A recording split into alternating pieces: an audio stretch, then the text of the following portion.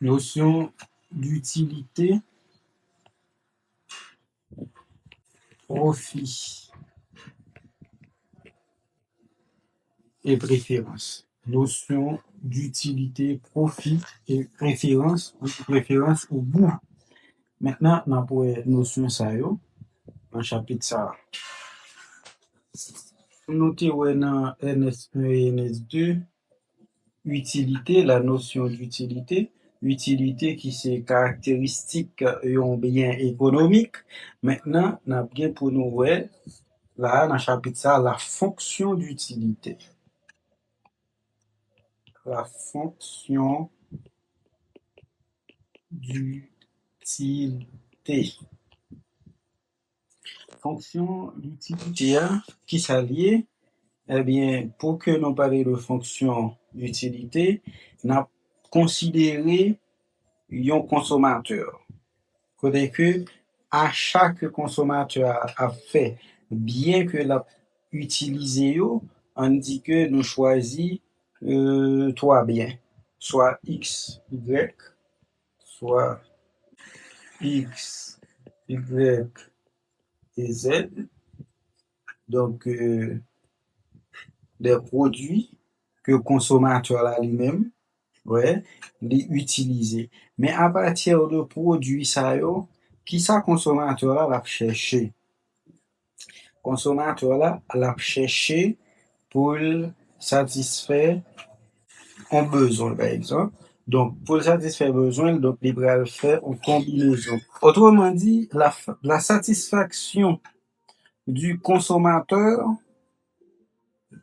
il dépend de quantité que la consommé dans bien ça, ou bien X, bien Y et bien Z. C'est satisfaction li dépend de quantité que la consommé là-dedans. L'autre façon que nous avons dit ça est que l'utilité que la joigne. Alors, utilité bien ça yo, trois bien ça yo fonction de quantité que consommateur là li a consommé. Qui forme fonction à gagner. Donc, il y a noté U, la fonction d'utilité. La fonction d'utilité, notée. Fonction d'utilité, U égale, c'est F de X, Y et Z. Parce que nous avons parlé de trois biens. Comme nous avons parlé de trois biens, c'est ça fait, fonction U en fonction d'utilité, il écrit, c'est F de X, Y et Z. Donc, nous avons trois variables. Maintenant, nous avons l'ITK plus, c'est-à-dire l'ITK aller jusqu'à N produits. S'il est allé jusqu'à N produits, nous avons écrit fonction sous forme ça, U est égal à F de, on dit X1, X2, X3, jusqu'à X, jusqu'à XN. Maintenant, car ça, nous-mêmes, nous prenons trois produits seulement, nous considérons. Caractéristiques de la fonction d'utilité. Caractéristiques fonction d'utilité. Les caractéristiques de la fonction d'utilité notée U. Caractéristiques fonction d'utilité. Première caractéristique, fonction d'utilité, lui supposé traduire la satisfaction de l'individu suivant les combinaisons des variables. Dans notre cas, c'est-à-dire nous avons considéré trois variables, X, Y et Z, ou encore trois produits, eh bien, faut que gagner produit ça. Alors, fonction d'utilité, lui traduit satisfaction consommateur là, à partir de combinaisons qui faites entre les produits X, Y, les produits X, Y et Z. Donc, première caractéristique. Et puis, deuxième caractéristique, fonction d'utilité, est définie pour une période de temps unique.